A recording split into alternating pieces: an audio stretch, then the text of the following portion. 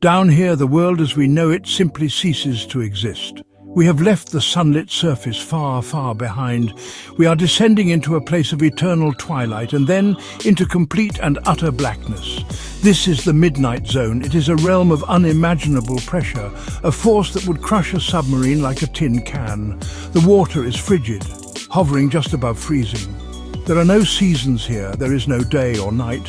There's only a vast, cold and crushing silence, an environment more alien to us than the surface of the moon. It is a world that seems utterly inhospitable to life, a void stretching for miles in every direction. And yet life does exist here. It persists against all odds. Strange, ghostly creatures drift through the water column, many generating their own light in the perpetual darkness. This is the world of bioluminescence, a silent and spectacular light show put on by nature itself. Anglerfish dangle their glowing lures, hoping to attract an unsuspecting meal. Vampire squid unfurl capes of webbing, their ancient lineage a testament to survival in this extreme world. Life here is slow, deliberate. Every movement is calculated, every ounce of energy is conserved. It is a delicate and brutal ballet of survival, played out in the most unforgiving theatre on our planet. But into this realm comes a giant. The sperm whale, Physeter macrocephalus, is a creature of superlatives. It is the largest toothed predator on Earth. A fully grown male can reach lengths of over 60 feet and weigh more than 45 tons. That is the size of a railway carriage. Its head alone can account for up to a third of its entire body length, the largest head of any animal. This is not just for show. This enormous block-like head houses the most powerful sonar system in the natural world. It also holds the largest brain on the planet, a complex organ weighing up to 9 kilograms, hinting at an intelligence we are only just beginning to understand. For centuries, these whales were beings of myth and legend. Sailors would return with tales of colossal sea monsters capable of sinking ships with a single blow. While some of these stories were exaggerated, the sperm whale's power is very real. They are not gentle giants like the baleen whales that filter krill from the surface waters. They are active, formidable hunters. Their lower jaw is lined with up to 50 conical teeth, each one weighing as much as a kilogram. These teeth are not for chewing, but for grasping their elusive, powerful prey in the pitch-black depths. They are perfectly designed for a life of conflict in the abyss. Despite their fame in maritime lore, sperm whales remain one of the most enigmatic creatures in the ocean. We see them only when they choose to surface, to breathe the air that we breathe. These visits to our world are brief interludes. They spend the vast majority of their lives in the deep ocean, far beyond our reach and sight. This is the sperm whale, the greatest hunter of the deep sea. To hunt in the midnight zone is to hunt blind. Light does not penetrate these depths. So, how does a 60-foot-long predator find its prey in total darkness? The sperm whale has an ingenious solution. It uses sound. It is the master of echolocation. The whale produces a series of powerful, focused clicks from an organ in its head known as the phonic lips. These clicks are the loudest sounds produced by any animal on the planet. They can travel for miles through the water and would be deafening to a human at close range. It is a biological sonar system of incredible sophistication. These clicks travel out from the whale's head, bounce off objects in the water, and return as echoes. The whale's lower jaw, filled with fatty tissue, acts like a sophisticated antenna. Those echoes are sent to the brain via the inner ear. From echoes, the whale builds a detailed three-dimensional acoustic image of its surroundings. It can determine size, shape, distance, texture. Hundreds of meters away, it can distinguish between a rock and a potential meal. Seeing with sound, painting a picture of the abyss. The whale's primary target is the giant squid. A battle of titans fought a kilometer below the surface. The giant squid, powerful tentacles, a sharp beak, the largest eyes in the animal kingdom. But in total darkness, those eyes are of little use against sonar. The whale's clicks intensify as it closes in, becoming a rapid buzz. The powerful clicks used for hunting are not the only sounds a sperm whale makes. When they are near the surface, gathered in their social groups, they use a different, more nuanced form of communication. They produce patterns of clicks known as codas. These are distinct rhythmic sequences, like a form of Morse code. Each coda is a short, stereotyped pattern of 3 to 20 clicks. Different clans have unique repertoires, a dialect, a family signature tune. These coders are the social glue holding their complex society together. Family units share similar coders, letting them identify each other and reinforce social bonds. When two family groups meet, they might exchange coders, introductions of identity. We are the 1+1+3 clan, and we are the 5+1 clan.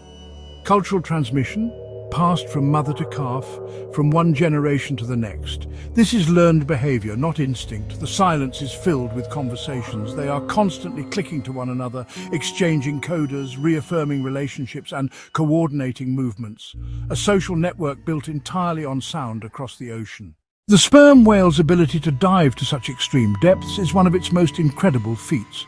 It regularly plunges to depths of over 1,000 meters and has been recorded at more than 2,000 meters, about 1.2 miles below the surface. Down there, pressure is more than 200 times greater than at sea level.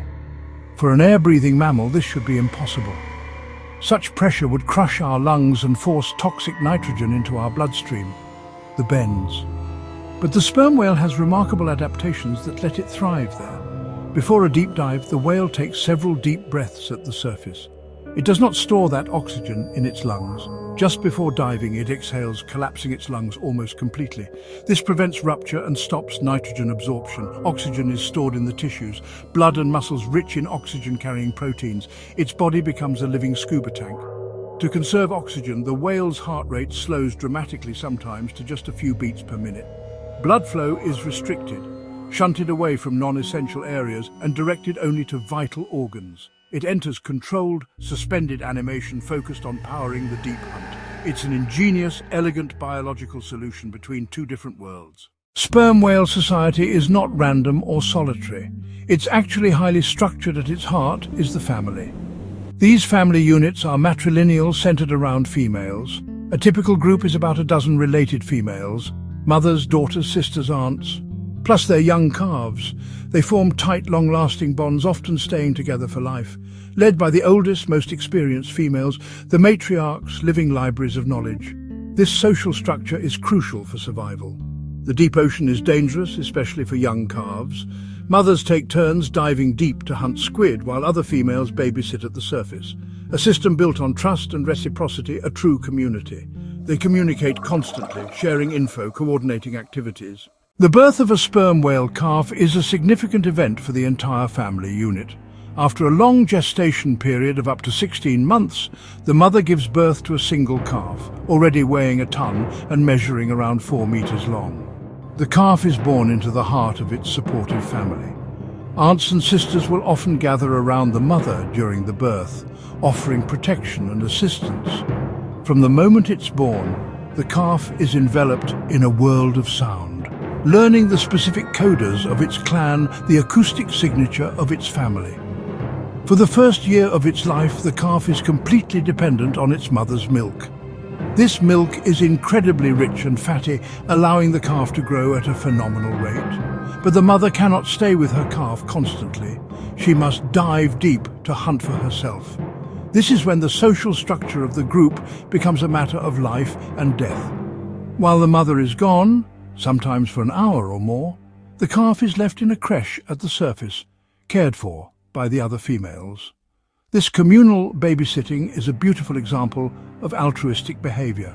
Raising a calf is a long-term investment, not just for the mother, but for the entire clan.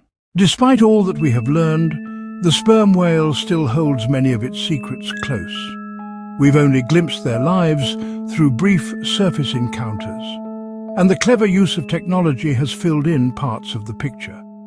But most of their existence, spent in the crushing darkness of the deep, remains a profound mystery. We know they hunt giant squid, but what else do they eat? How often must they feed? The deep sea is full of other potential prey. The full extent of their diet is still largely unknown. One curious behavior: sperm whale clans gather in huge super-congregations. Hundreds, sometimes thousands, come together in one area. They are not feeding. They are not mating. They seem to be socializing on a massive scale. The ocean fills with a cacophony of clicking coders, What is the purpose of these gatherings? Exchange of genetic information, cultural information, a great whale festival? We simply do not know. Their brain is larger and in some ways more complex than ours. These questions touch the nature of consciousness itself. The story of the sperm whale is a journey into a world that is almost beyond our imagination. These animals are living links to a wild and mysterious part of our planet. They connect the sunlit surface, where they breathe, to the crushing black abyss, where they hunt. They are a vital part of the ocean's ecosystem. Their deep dives help to cycle nutrients, bringing essential minerals from the deep sea up to the surface waters used by plankton, the base of the ocean's food web. For centuries, our relationship with these magnificent creatures was one of conflict and exploitation. The commercial whaling of the 19th and 20th centuries pushed them to the very edge of extinction.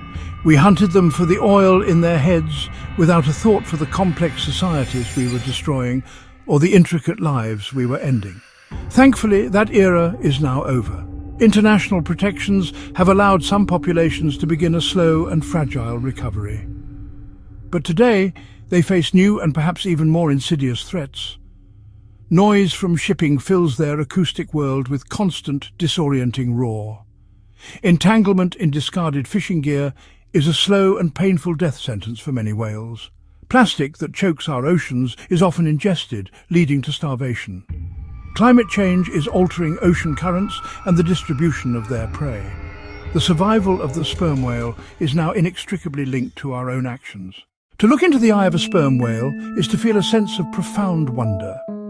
It is a connection to a different kind of intelligence, a life lived on a scale, and in a world we can barely comprehend.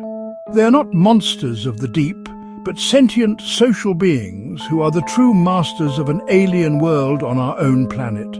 Protecting them is not just about saving a single species, it is about preserving the mystery and the health of the entire ocean. It is our responsibility to ensure that these giants can continue to whisper their secrets into the deep, long into the future. The great Leviathan still has much to teach us. Even their sleep is mysterious, hanging vertical and motionless for brief periods. It's the least sleep of any mammal. Why this strange, vulnerable position? How can they function on so little rest? Every discovery deepens the mystery. We still have so much to learn about the inhabitants of our own planet. We only have to listen. The dawn of understanding awaits.